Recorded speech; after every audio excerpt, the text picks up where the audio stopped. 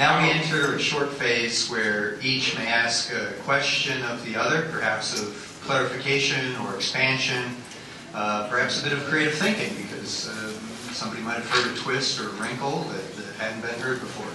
So we'll continue on in this phase with Matt asking the first question, and then the father will answer, and then the father will ask a question, and we may peter out at that point and go to closing. We'll see how thick this gets. We want to make sure there's just as much time for individuals in the audience to ask questions as possible, because I mean, we could go talk about this over beer, but I can't take everybody for a beer. And I'm fine with your extra 30 seconds since I interrupted you for a joke, which reminded me that I forgot the joke about me being on the dark side of the podium. Oh, yeah. At the beginning. And the irony of him being on the far left. Yeah, and I'm on the far left. That doesn't either. I have a number of potential questions, but I think the one that I want to ask, it may be really easy for you to address, is you briefly mentioned, and I know you didn't hammer on this, so I'm not pushing it, the idea of the atheist ties to eugenics and genocide and things like that. Yeah. And you made a point. I mean, we could have a long discussion about that, about these things aren't necessarily tied to atheism. But you mentioned that they're corrected from the outside.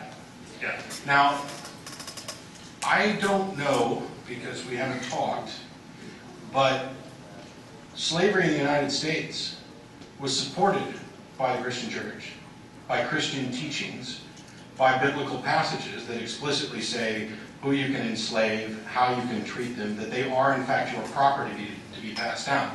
This entry into Christendom, the Jewish tradition essentially, is such that it supported slavery.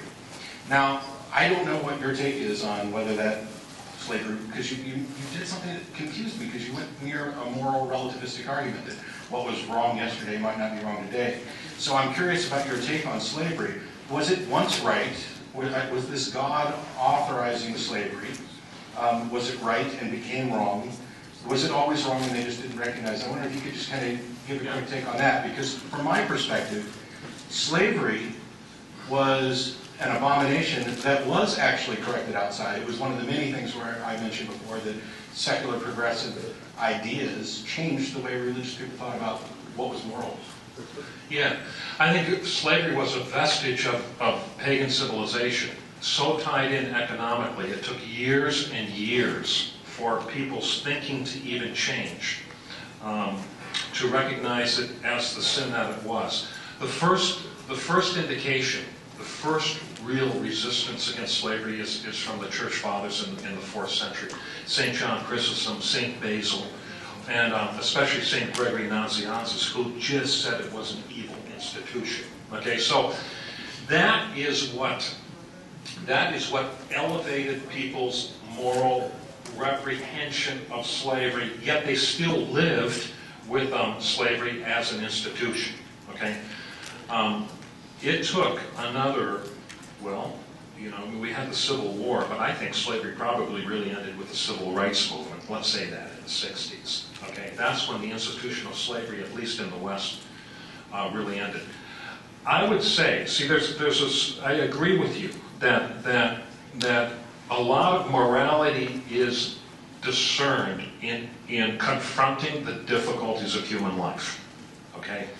A lot of times people have to wake up to the ultimate moral principle, so to speak, before the immorality of slavery is really written on the very fabric of the heart, you know, and before there's a moral reprehensibility that arises from that. It's true that some Christians argued that slavery was, you know, the will of God, but obviously they were wrong. Okay, they were wrong. And other Christians challenged it.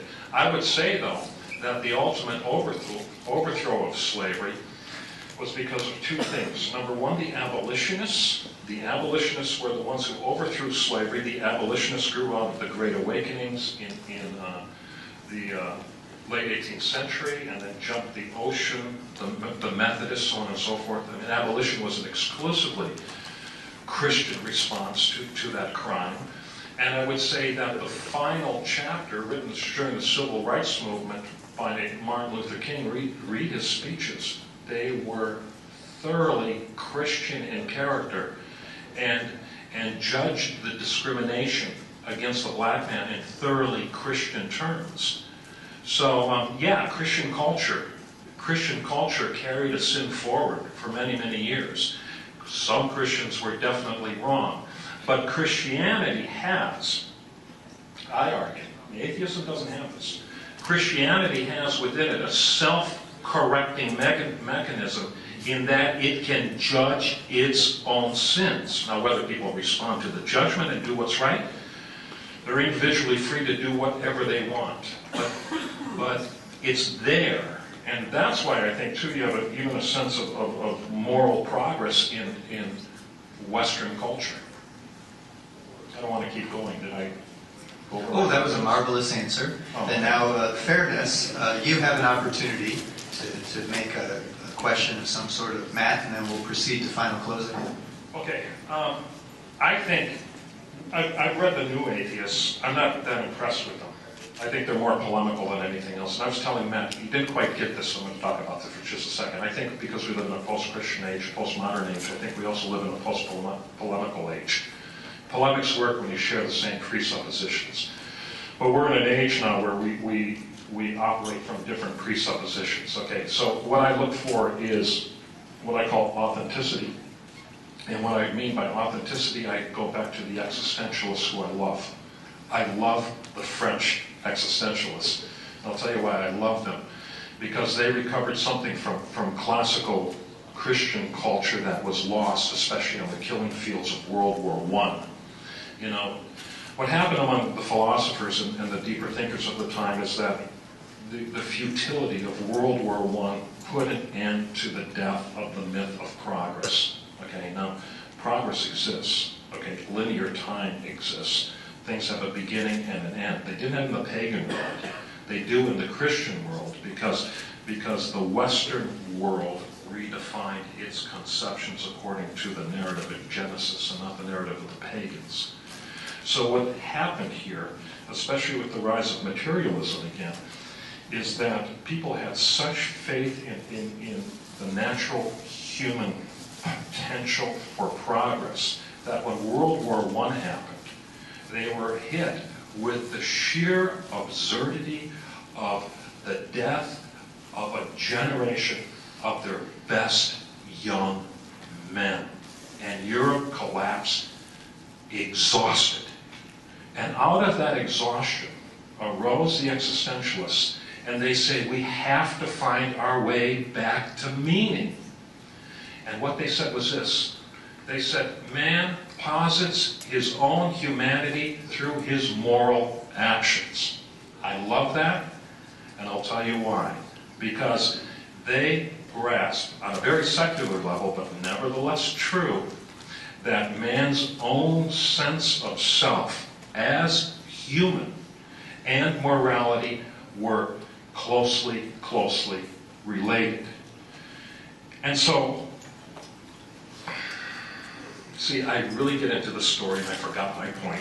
Because I love that period. Where was I going with this? I don't know, it was a question. Yeah, I know where I was going with this. I saw you and I knew it. I really respect an authentic search for that which is true, even if a person denies God while he's doing it. Because if truth is a separate category, I'm making a speech here, but I'm going to finish it. If truth is a separate category of existence, you're going to end up there if your search is one search, not math, but one search is authentic. Okay? So, I forgot my point, I'm real sorry. But I get excited about World War I. So I get excited about the French existentialists that, and I got to say, Matt, what's going through my mind is I think your search is that. I really do believe it's that because you're not willing to dismiss the objection so easily. Here's my question that came back to me. Gotcha. How do you deal with the fact that atheism as a philosophy, not you, Matt, atheism as a philosophy doesn't possess that self-corrective mechanism? Well, first of all, my response is that atheism, as I view it, isn't in fact a philosophy. It's not a worldview. It's not an ideology. It's a single position on a single issue. And then everything else that I happen to believe is something else. My atheism is a result of the fact that I have not been presented with any God concept that has been supported by sufficient evidence for me to believe it. I am a rational individual. I will change my mind based on evidence. Well, this doesn't actually work in this case, but in many cases when I'm talking to somebody and we're having an actually heated argument, which we're not, I'll point out that of the two of us, I'm the only one who's demonstrated he can change his mind in a major way. I mean, not about like what you want for dinner. My atheism is largely irrelevant. My disbelief in the God propositions is largely irrelevant. What I am, what I do believe, is what's relevant. The type of things that I care about, the values that I have, my search for truth wherever it is, and the criteria by which I'll accept propositions. That's what's important, which is why I'm a skeptic and a critical thinker and a methodological naturalist as opposed to necessarily a philosophical naturalist, although there's potential there as well. And so, as an end to kind of answering your question, in that I don't hold atheism as a philosophy. My philosophical positions, I don't even know if they fit in a category. In some cases, I'm a secular humanist. In some cases, I'm a materialist. In some cases, I'm a naturalist. I don't know that there's necessarily one category for me. But I do know that what I attempt to do, when I have callers calling into the show, I don't define God and then tell them what I don't believe in. That would be crazy. I want them to tell me whatever it is, whether it's God or reptilian aliens who are trying to take over the planet. Tell me whatever it is that you believe and why you believe it. The why is important because I want to believe as many true things and as few false things as possible. Now there must be, in order for this to be viable at all, a method that provides the most reliable results at discerning this truth, at coming to as many true answers and as few false answers as possible. As near as I can tell, reason, the skeptical application of critical thinking, the evaluation of evidence with respect to standards, is the single most demonstrably reliable path to truth. In conversations with other people, it would, will identify different presuppositions, but in many cases, they'll simply make an appeal to faith, which can have no leverage with me, because there's no reliable path to truth there. And what I'm advocating in the secular moral system is that the secular moral system does have a checks and balances, because it is built around a demonstrable, open path to truth. What I'm curious, and kind of in my response as a question to you, is clearly you seem to accept reason. You don't have any problem with logic and reasoning. Is there a discernible path to truth that is open to everybody within your paradigm, or does it require faith and individual direct revelation, that type of thing? Because I don't understand how somebody can assert any kind of truth without a demonstration of that truth.